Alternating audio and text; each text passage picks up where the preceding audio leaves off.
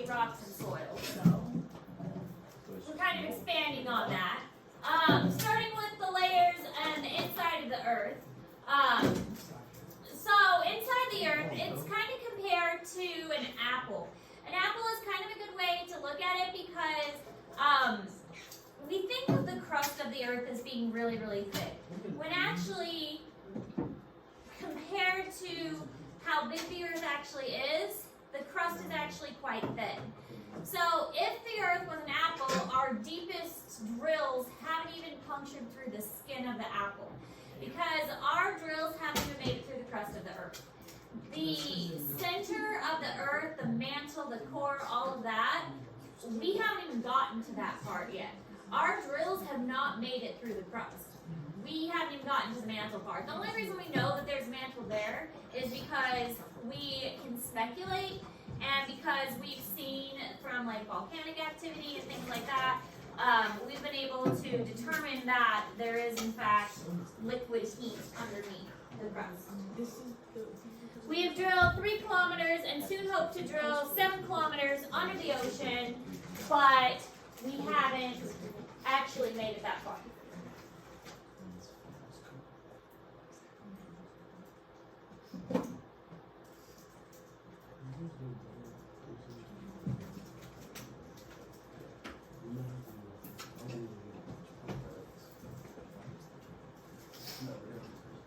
So if you think about an apple, when you're eating an apple, the skin of the apple is very thin compared to the rest of the apple. That's what it's like for the earth. The crust of the earth is very thin in comparison with the inside of the earth.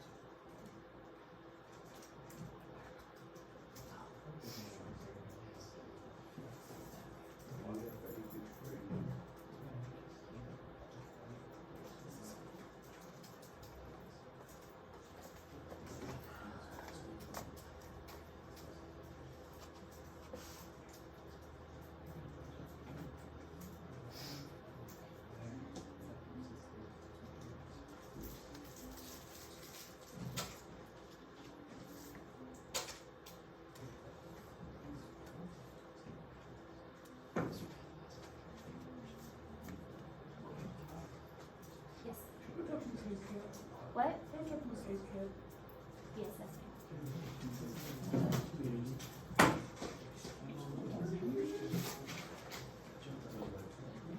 So you don't have to write this down because I put this in Google Classroom for you in the student notes section. But the earth is made up of 4 main layers. This was a question that you guys had. The crust, which is the solid outer portion. The mantle, which is kind of a partially solid. The outer core, and then the inner core. So, crust, mantle, outer core, inner core. The inner core is solid because there is such intense heat and pressure that the heat and pressure has made it solid. Now, the outer core is liquid, and then the mantle is partially solid. It's kind of like an oozy, kind of molten-y, and then the crust is solid. So again, you don't have to write this down because this is already in Google Classroom for you.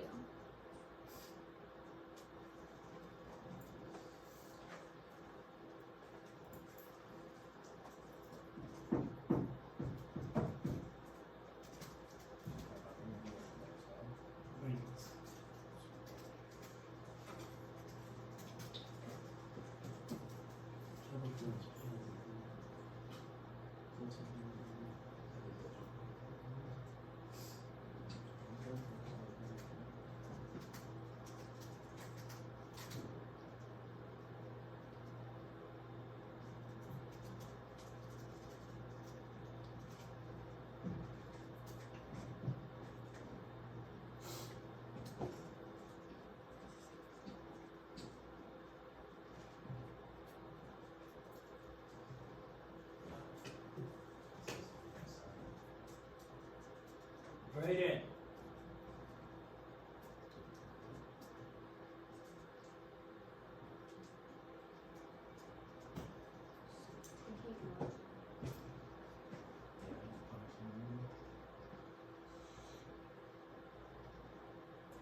Alright, so again, comparing an apple to the earth, you've got the crust, the mantle, the outer core and the inner core. So it's kind of a good comparison to what the Earth looks like. Wasn't that on our test? It does on the test. No, I really knew that. And we talked about it before too. So again, this picture is in Google Classroom. It's a very good picture, showing the different layers and showing them in detail, explaining them in detail.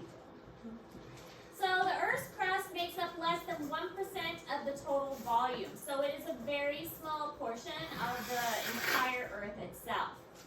So when you think about how, we talked about how things settled out when the universe was first formed. The heavier things settled out first, and again, according to gravity, the heavier things are going to settle out toward the center as well. The crust itself is made of metamorphic, sedimentary, and igneous, so we learned all of those. And it has, the temperature and the pressure helps to form these, and then the whole rock cycle we learned about as well. So the crust has two main categories, and these rocks make up these two different parts of it, but the two main categories of the crust is continental and oceanic, and I bet you can figure out why those are two main categories. One of them is found under the ocean, and one of them is found on the continents without ocean.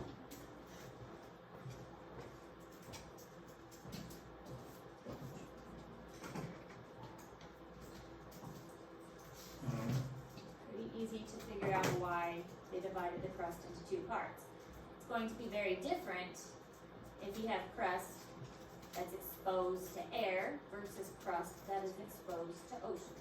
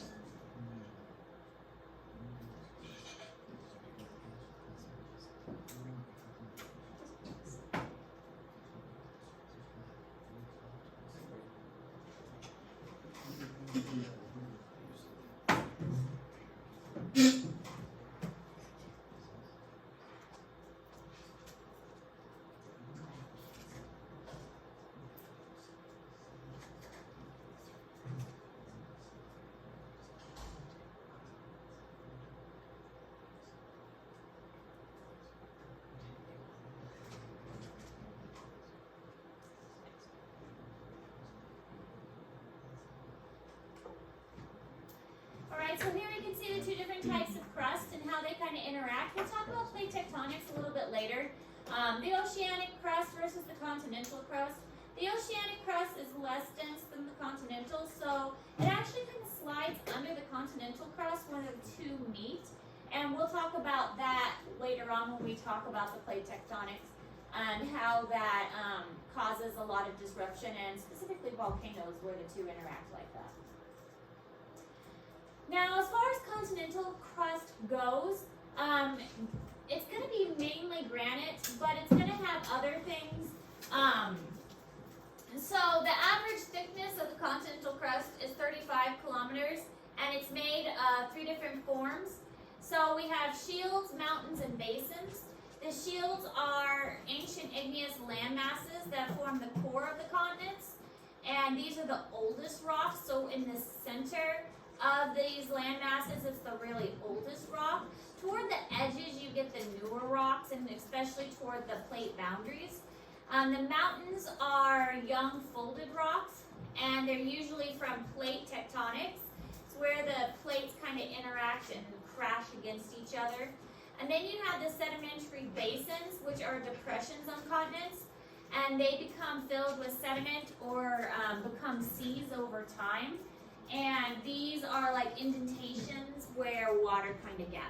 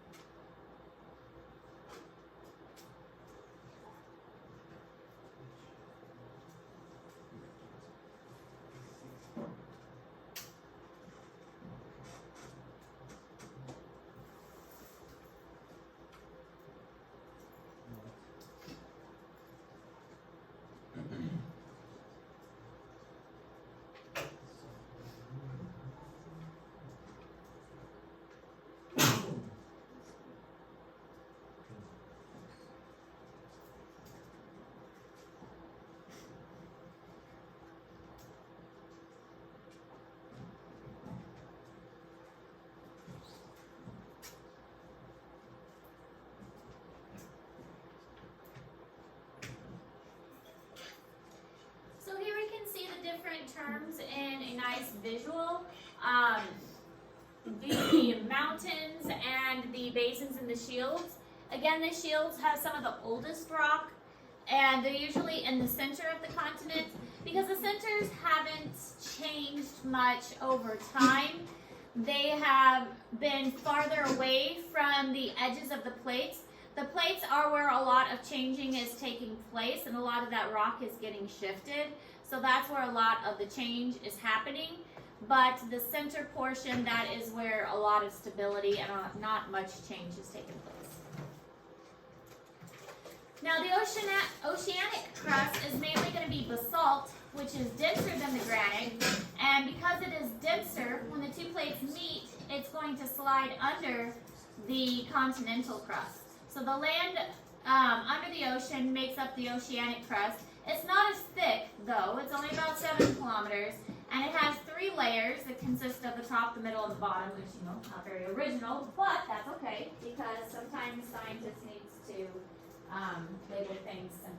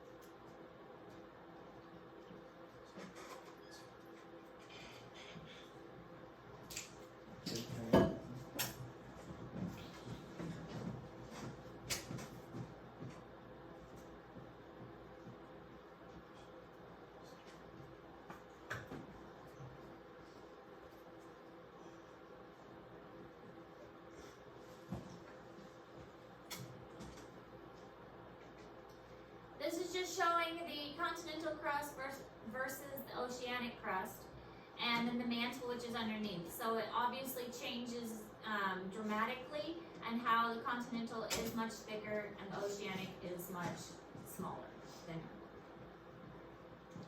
So with the oceanic, the top, the middle, and the bottom, the top layer is about 1 kilometer, the middle 1 kilometer, and the bottom is about 5 kilometers. The top is mostly mud, sand, and dead organisms. The ocean does have quite a few organisms in it, so when they die, they're going to settle down to the top layer of the oceanic crust. And especially in the deeper parts of the ocean, the top layer is not really disturbed that much. So it is a very fine kind of not really gritty, just a very fine kind of powdery almost. So that is mostly what it consists of. The middle layer is volcanically formed layer of green basalt rock. There are a lot of underwater volcanoes that have the ash and debris from that has leveled out over time and has settled out, and that's what the middle layer consists of. The bottom layer is slow cooling magma, and this is formed kind of a coarser kind. It's called gabbro rock.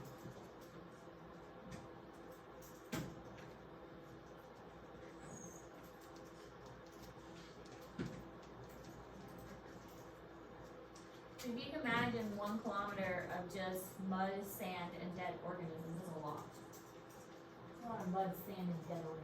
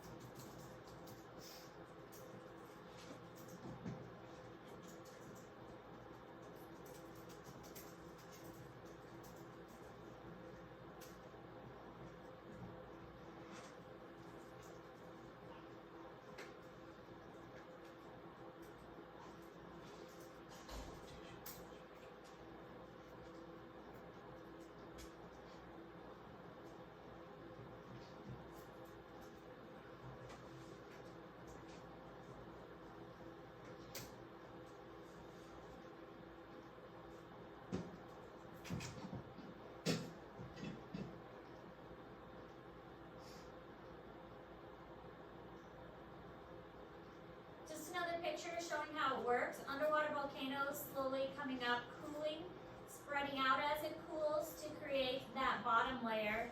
All those dead things that are floating down, all that sediment floating down, forming that top layer, and then that middle layer, which is kind of a combination in between of the two. Now, the oceanic crust typically goes down when the continental and oceanic crust collide. So, because it is denser, when the two collide, the oceanic is going to go down. This is, again, going to create a lot of volcanic activity where the two come together. It creates a lot of, the continents contain the oldest rocks since they essentially kind of float over the oceanic crust. So when the two collide, a lot of new rock is kind of lifted up and formed due to that volcanic activity. Anytime you have plates colliding, new rock is formed. That's why all the old rock is found kind of in the center of the continental plates.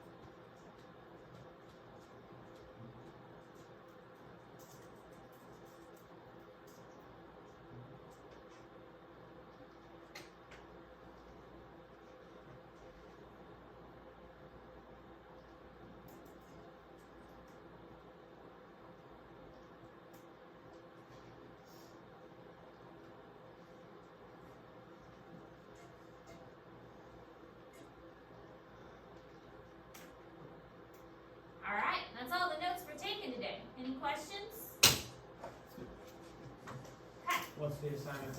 You know, you're so good. You know me so well. There is an assignment. It's a WebQuest assignment where you will use the internet to help you explore more about the different layers of the Earth. So give me just a moment to post it. But it is ready to go. Just need to click the post button. And of course, it'll be due this